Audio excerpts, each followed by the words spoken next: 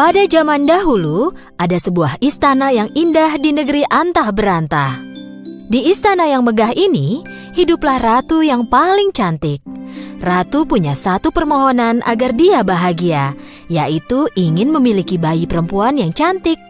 Suatu hari di musim dingin, saat ratu menjahit di dekat jendela, dia tiba-tiba tertusuk jarum. Dia segera mengusap darahnya dengan selembar kapas, dan saat itu dia mengucapkan permohonan. Aku berharap punya bayi perempuan yang kulitnya seputih salju, matanya lebih cerah dari permata paling berkilau, bibir semerah ceri, dan hatinya penuh sukacita. Dan suatu hari, permohonan ratu baik itu menjadi kenyataan. Dia melahirkan seorang bayi perempuan yang cantik. Mereka menamainya Putri Salju. Tahun berlalu dengan cepat, tetapi kebahagiaan mereka tidak berlangsung lama. Ratu baik hati jatuh sakit dan tak lama kemudian meninggal dunia. Tak berapa lama, raja semakin tua dan menjadi sangat lemah. Jadi dia menikah lagi dengan seorang perempuan. Ratu baru ini cukup cantik, tapi hatinya jahat. Dia seorang wanita yang sombong dan pencemburu. Setiap hari, ratu akan melihat ke cermin ajaibnya dan menanyakan pertanyaan ini. Cermin-cermin di dinding, siapakah wanita tercantik di seluruh negeri?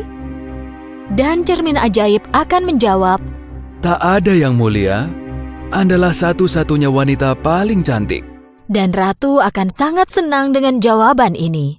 Sejak kedatangan ratu jahat, semua yang ada di istana mulai berubah. Karena perbuatan jahatnya, kerajaan menghadapi banyak sekali masalah. Jadi untuk mengatasi masalah itu, raja harus pergi dari istana. Ratu jahat sangat senang karena kini raja pergi, dia bisa melakukan semua sesuka hatinya.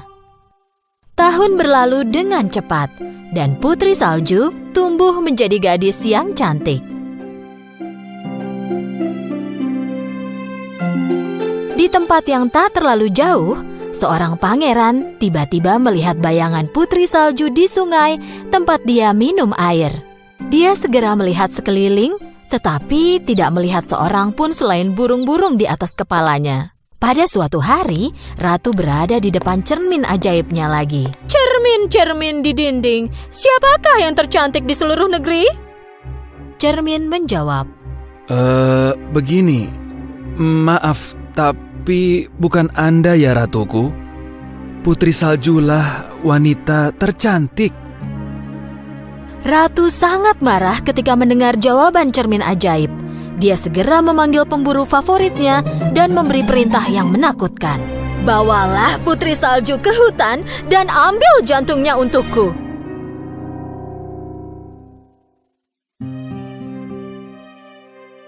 Prajurit membawa Putri Salju ke hadapan ratu. Selamat datang Putri Salju. Kupikir kau bosan di dalam istana.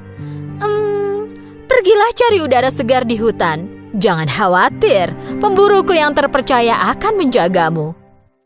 Pemburu membawa Putri Salju ke dalam hutan. Dia harus melakukan apa yang diperintahkan ratu.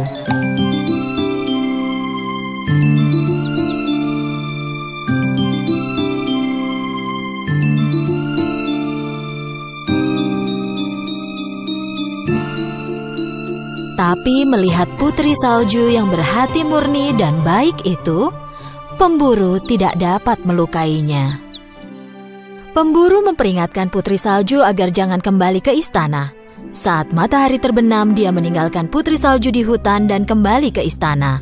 Putri Salju sangat takut di hutan gelap itu sendirian. Dia duduk di bawah pohon dan mulai menangis. Sampai akhirnya, dia tertidur. Di pagi harinya, Putri Salju terbangun oleh kicauan burung dan banyak sahabat hewan kecil yang mengelilinginya. Karena hewan-hewan ini tahu dan mencintai Putri Salju, mereka menunjukkan jalan padanya. Mereka membawa Putri Salju ke rumah mereka yang juga sekecil tubuh mereka. Dengan ragu, Putri Salju membuka pintu. Semua yang ada di dalam rumah itu berukuran sangat kecil dan berantakan. Putri Salju tak bisa menebak siapa pemilik rumah itu, tapi dia tak punya tempat tujuan lain. Jadi dia memutuskan untuk bersih-bersih.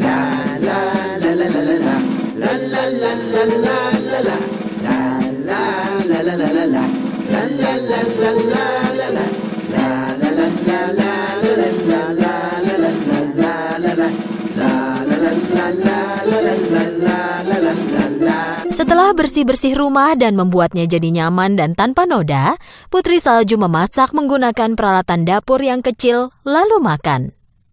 Di rumah ini, sama seperti barang lainnya, tempat tidurnya juga berukuran kecil. Tapi Putri Salju sangat lelah. Dia hampir tertidur di tempat dia berbaring.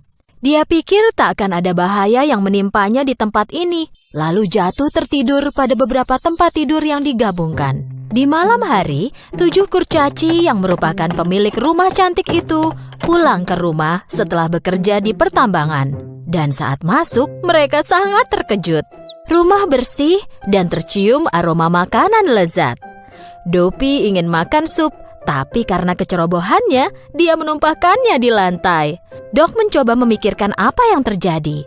Ada sesuatu yang mencurigakan dengan ini semua. Siapa yang melakukannya? Jika aku bisa tidur, aku yakin aku pasti tahu jawabannya. Kata Sleepy sambil menguap. Ketujuh kurcaci pelan-pelan naik ke atas. Saat mereka masuk ke kamar, mereka tak percaya pada apa yang mereka lihat. Di atas tempat tidur mungil mereka,